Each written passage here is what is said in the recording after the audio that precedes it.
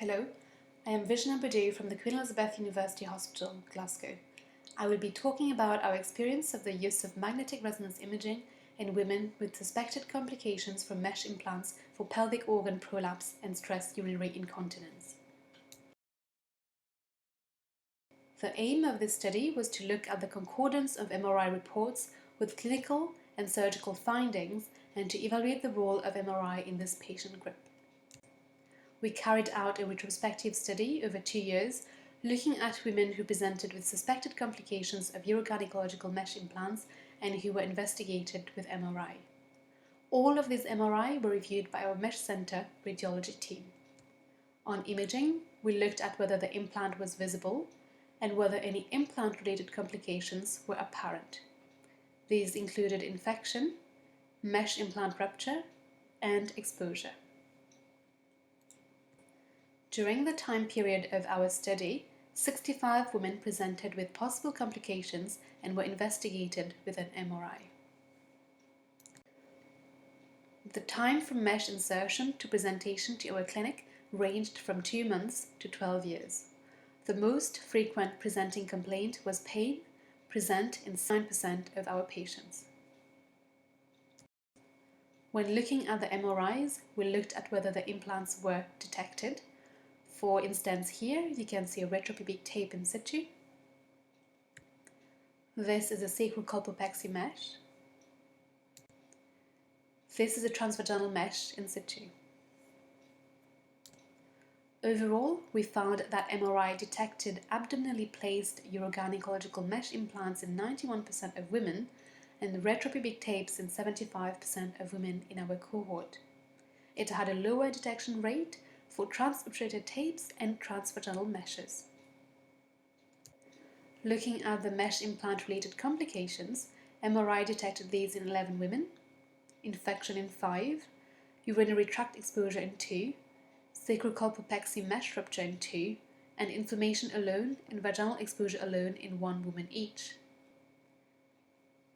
Considering the infections, all 5 of the women underwent surgery. Intraoperative findings confirmed MRI findings in all 5 cases. Moreover, MRI showed that the infection was more extensive than the clinical findings suggested. For instance, in this first case, a 57-year-old with a transobturator tape in situ presented 7 years after implant insertion with a right medial thigh abscess and vaginal discharge. On clinical examination, the thigh abscess was obvious. She had provoked tenderness on palpation of the vaginal portion of the TOT, but importantly, she had no left groin symptoms. On MRI, a sinus tract associated to the TOT was seen, with inflammation extending to beyond both left and right obturator foramina. At time of surgery, the vaginal as well as both vaginal portions of the transobturator tape were seen to be infected. There was also the presence of a sinus tract. In this second case, a 50-year-old with a posterior transvaginal mesh in situ presented 12 years after mesh insertion with abdominal pain and vaginal mesh exposure. On clinical examination, she had an area of vaginal mesh exposure only. This vaginal defect was noted on MRI alongside a chronic sinus tract that you can see here and an area of pelvic sepsis.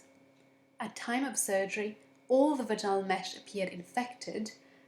There was a sinus tract along the left arm of the mesh implant to its sacrospinous ligament attachment.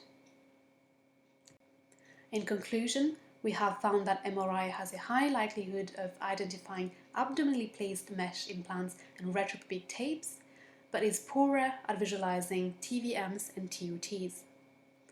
Mesh implant-associated complications detected on MRI were present in 17% of our cohort. MRI can detect mesh implant-related infection and often shows more extensive disease than is first clinically apparent. This can be useful for patient counseling and planning surgery. Therefore, MRI can be a useful tool in assessing this patient population, especially if infection is suspected. Thank you.